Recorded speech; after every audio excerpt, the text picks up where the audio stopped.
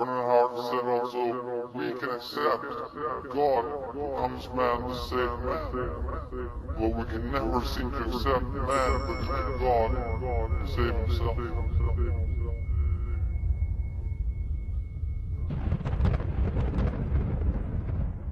David Watson, in his book Pathology of Civilization, says that we reproduce catastrophe because we ourselves are traumatized, both as a species and individually, beginning at birth. Because we are wounded, we have put up psychic defenses against reality and have become so cut off from direct participation in the multi-dimensional wilderness in which we are embedded that all we can do is to navigate our way cautiously through a humanly designed day-to-day substitute world of symbols, a world of dollars, minutes, numbers, images and words that are constantly being manipulated to wring the most possible profit from every conceivable circumstance. The body and the spirit both rebel. Let's stop thinking that we think with the mind. Let's get around the idea that we think for the mind. Get out of the idea that the ego, the mind, the thing you think your thoughts with, is unique to yourself. That's a luxury, but it's also a lie, by the way. We're thinking for the mind, not with it. Your great Alan Watts, he said, we seldom realize, for example, that our most private thoughts and emotions are not actually our own. For we think in terms of languages and images which we did not invent, but which were given to us by our society. We copy emotional reactions from our parents. Society is our extended mind and body. Absolutely, he's right. Well, your name is borrowed, your religion is borrowed, your clothes are borrowed, your ideas are borrowed. Tell me what's unique.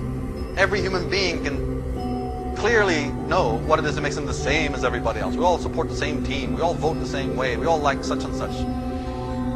Very few people can tell you what really makes them unique. We belong to schools where they couldn't care less what makes you unique, unless it serves the beast, of course. Then they're very interested. Up until recent historical times, and I mean recent, agricultural age, industrial age, up until recent times, life expectancy of the average human being was between 20 and 25 years of age. So psychologically, if you have a very short physical life, then psychologically, the human being did not progress much further than what is known as the animistic or infantile phase, basically about 13-year-old teenager, at best. So therefore his world was therefore one of superstition and wild and uncontrollable emotionality and fear of the unknown. The rational apparatus, which affords us a truer reckoning of objective reality, is therefore an exceedingly recent development. And many people in today's world are just as psychologically primitive and as arrested as those rural ancestors, by the way. Hence, the rise of this evangelism and conservative politics. See, in those days it was just devils or gods. It was very easy, right? If somebody didn't take water from the well right, you burned them at the stake. We are the only ones who can think about ourselves and think about thought. Now, this capacity is obviously called independence. Have you ever thought about the meaning of that word? But the opposite of that is called collectivism. But this unique capacity of independence is threatening to the establishment, who does not wish man to become aware of the two forms of manipulation which contravene his independent thought and action. As Alan Watts said, the most strongly enforced of all known taboos is the taboo against knowing who and what you really are behind the mask of your apparently separate, independent, and isolated ego. The taboo against knowing who you are? You mean to tell me we're going to reach 25 years of age, voting age, working age, and marriage age, but we don't know who we all are? Wonderful. That's great. And then we turn around and wonder why the world is in the state it's in. Marvelous. But Carl Jung put it this way. He said, look, people will do anything, no matter how absurd, to stop from facing their souls. Everyone outside recently? Ever turned on the TV recently? He's exactly right. People will do anything, no matter how absurd. And all that carnival that you see out there and all the distraction and nonsense that this world is wall-to-wall full of, that's what he's talking about. I must live in the Bahamas. I must live in a one-season world. I don't want to be looking at any of that stuff. Well, then okay. But then you've just condemned the world to horrors. You're just making a person in your life, your partner or your children, the victims, the slaves to your inability to face yourself. You're now having a person fill your void and your emptiness because you're not a whole person. And now you've enslaved that wife, or that husband, or that child, or that animal, or your workmates to your own form of tyranny. And as Carl Jung said in a well-known statement, he said, when an inner situation is not made conscious, it appears outside of you as fate. Because there's a strange contract between the unconscious energy of our minds and the world, the energy that built the world. They conspire together, they're built out of the same stuff. So behind the back of the ego, the unconscious mind, the shadow, conspires with life, with material existence, to bring in front of you the very people, the very person, the very challenges, right?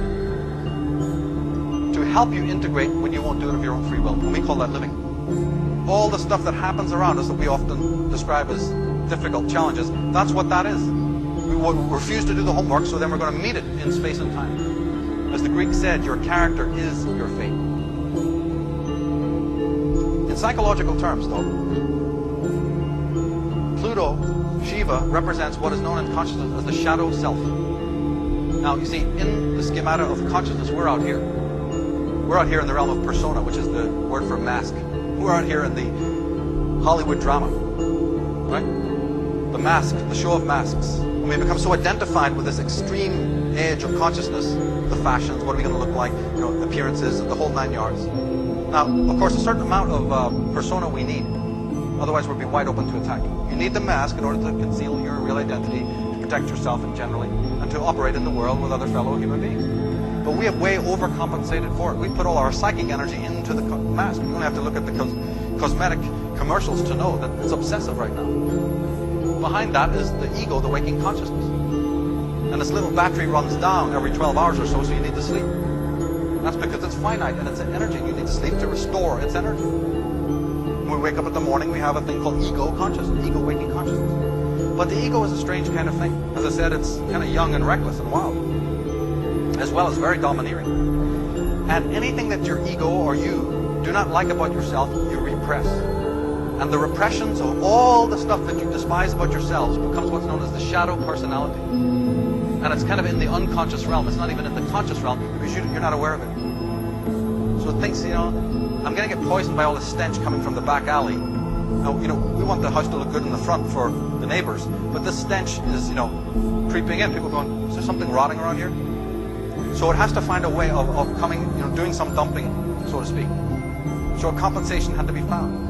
And hence the proliferation of the New Age philosophy and movement, together with its many permutations. Riddled with ego-customized shams and gimmicks, the application of its methods are, for the most part, to merely bolster the failing ego and its strives.